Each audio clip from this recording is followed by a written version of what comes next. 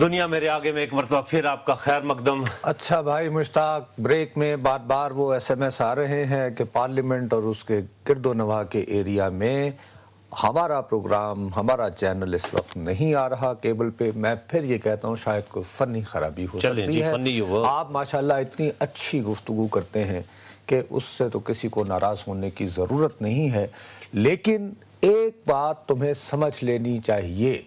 میں سمجھتا ہوں کہ بابر اعوان صاحب نے جو 3-4 دن پہلے ایک بیان دیا جس میں پنجاب کا حوالہ دیا اور کنیکٹیویٹی ہے، پھر استعفوں کی باتیں ہو رہی ہیں، بائی الیکشنز کی باتیں ہو رہی ہیں، اکتوبر دسمبر میں تازہ انتخابات کی بات ہو رہی ہے، اس سارے کے اندر یہ پاکستان پیپلز پارٹی مجھے لگ رہا ہے، یہ محسوس ہو رہا ہے کہ ایک اور مظلومیت کا نیریٹو اس کا تیار ہے۔ اب اگر تم دیانتداری سے انتہائی خلوص کے ساتھ اپنے اسلاف اور اپنی تاریخ کے ساتھ سچے ہو تو میرا تم سے یہ التجا ہے، تم سے اور تمہارے جیسے لوگوں سے، کہ خدا کے لیے انہیں ایک اور کربلا کہانی نہ بنانے دو۔ اگر واقعی تم پیپلز پارٹی کو ختم کرنا چاہتے ہو۔ میں پیپلز پارٹی کو نہیں ختم کرنا چاہتا، نہ کر سکتا ہوں۔ یہ کام جنرل ضیاء الحق نہیں کر سکا، یہ کام جنرل مشرف نہیں کر سکا، یہ کام میاں محمد نواز شریف نہیں کر سکا، یہ کام کوئی بھی نہیں کر سکا۔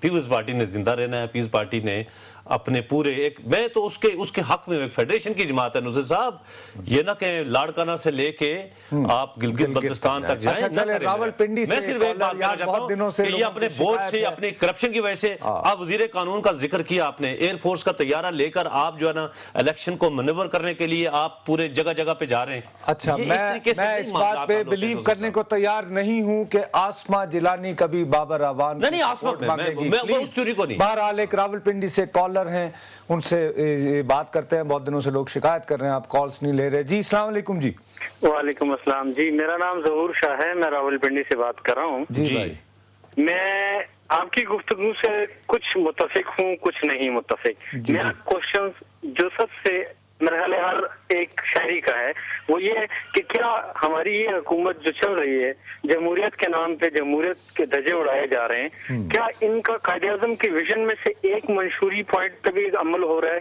کیا ذوالفقار علی بھٹو کی ایک بھی منشوری عمل پہ عمل ہو رہا ہے؟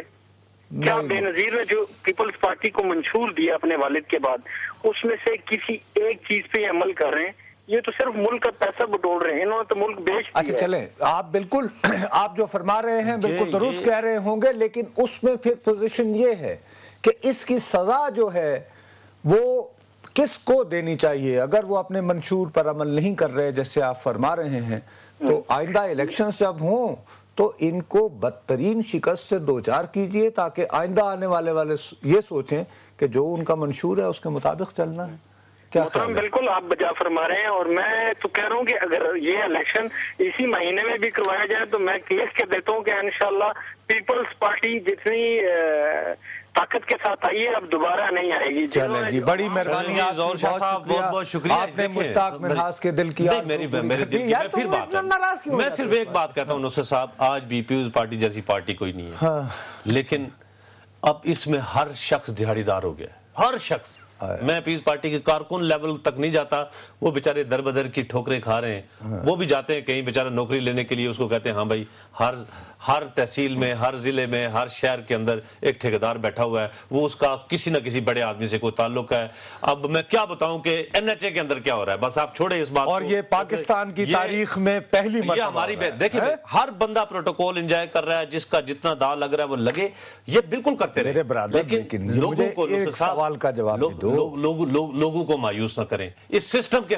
لوگ پیپلز پارٹی کی نااہلی کو یہ سمجھیں گے کہ اس سسٹم سے، جمہوریت سے، اب دیکھیں نا روزانہ ایس ایم ایس آ رہے ہیں کہ جی فلاں مشرف با مقابلہ آج کی جمہوریت، آٹا اتنے روپے کلو تو پیٹرول اتنے کے، یہ کس کی وجہ ہے؟ آج اگر یہ نہ کرتے تو کیا آج یہ ایس ایم ایس ہم نہیں تو مشرف صاحب کو دوبارہ لے آتے ہیں، یا مشرف صاحب جیسے یہ ہے، لیکن یہ جن کو دیا ہے ووٹ یہ کیوں نہیں سمجھتے انہوں نے کیا پالیٹکس آخری بار کرنی ہے؟ ایک اسلام آباد سے بھی کالر۔ السلام علیکم جی۔ السلام علیکم جی، نصرت صاحب آپ کیسے ہیں؟ جی جی نصرت صاحب، میں آپ سے آپ کے توسط سے اس ملک کے مسٹر زرداری اور اس کو یوسف رضا گیلانی سے بات یہ پوچھتا ہوں کہ ان کو پڑی ہوئی ہے بی بی کی برسی کی، ہاں ان کو اچھی طرح پتا ہے کہ اس وقت ملک کے جو حالات جا رہے ہیں، روزانہ خودکشیاں ہو رہی ہیں، ہاں لوگوں کے روزگار ختم ہو رہے ہیں۔ باخدا اگر میڈیا انسپیکشن شروع کر دے تو اس وقت میرا خیال ہے کہ ہر آدھے گھنٹے کے بعد لوگ بھوک سے مر رہے ہیں، ہاں اور ان کو قوم کا پیسہ ضیاع کرنے کے علاوہ اور کچھ نظر نہیں آتا۔ بالکل میں پوچھتا ہوں ان سے کہ یہ جو ہمارے اوپر مسلط ہوئے ہیں ہمارے حکمران مسٹر زرداری اینڈ یوسف رضا گیلانی، ان کو شرم نہیں آتی جب امریکہ کہتا ہے کہ پاک ایران تعلقات خراب ہو سکتے ہیں اور اسلام آباد کو انتظار کرنا پڑے گا؟ کیا یہ غلام ہیں ان کے؟ اگر یہ واقعی ان کے غلام ہیں، یہ خالی ان تک نہ بات رکھیے میرے پیارے بھائی، یہ تو ایوب خان کے زمانے سے ماشاءاللہ غلامی ہے، اور کبھی